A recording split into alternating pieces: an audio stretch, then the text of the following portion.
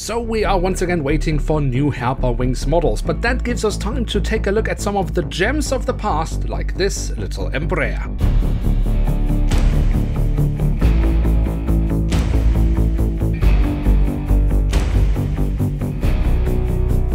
With that, hello and welcome to a new episode of Review, where we have a 2-in-1 set from Herpa Wings in front of us, made back in 2009. But today we will focus on one of these two aircraft. The other one we'll take care of in another episode of Review. Now we will take a look at this Embraer ERJ-145 of Cirrus Airlines, and we have an image of the aircraft in real life in front of the box, where we also have the Cirrus Airlines branding, and we can see this aircraft model was released as part of the Herpa Wings Yesterday series. On the back side of the box, we then of course have again the same image of the aircraft once more, alongside some additional information like the original dimensions of the aircraft. So here she is, the Embraer ERJ-145 in the standard livery of Cirrus Airlines. Now, Cirrus Airlines used to be a small regional carrier in Germany. They operated charter flights under their own brand and were then doing regular scheduled services on behalf of Lufthansa as part of Lufthansa's regional branch until 2012, when the airline was closed down. But why on earth should you be interested in this model now in 2022, you might ask? Well, apart from the fact that it is a regional airline, which always is exciting, I think there are a few other reasons why this model might be a good choice even today. But we will get into that later in the episode, because firstly we will simply take a look at the aircraft model to see what it actually has to offer. And that means we start off with the tail section, where we on the vertical stabilizer have the Cirrus Airlines branding. And then on top of the stabilizer, of course, we find the horizontal stabilizer. On the fuselage, just underneath the engines, we then find the hatch for the cargo compartment.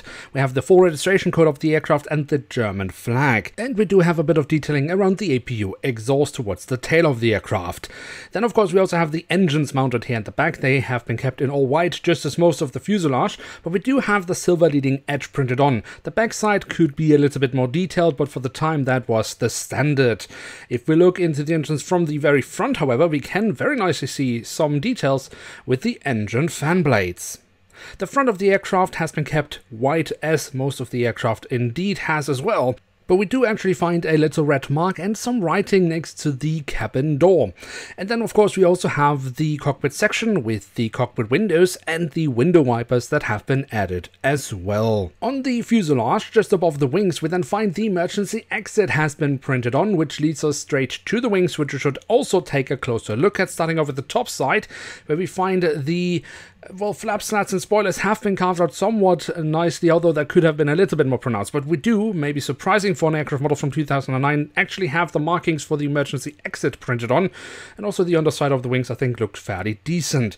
Then of course we also have the landing gear, and that is also a pleasure to look at, given again the size of the aircraft. Especially the main landing gear looks really, really good, but also the front landing gear is actually not too shabby.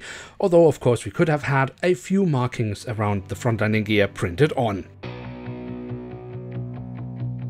So there we have it, the Embraer ERJ-145 in the standard livery of Cirrus Airlines from Herpa Wings in scale 1 to 500. And what can we say about this aircraft model? Well, I mean, it's not a secret, I like regional aircraft and am therefore more prone to also like this aircraft model, even though of course in today's standards we would have wished for more details on the aircraft model, because especially with a wide livery like that, that could really have elevated the models if they had just been a few more printed details here and there.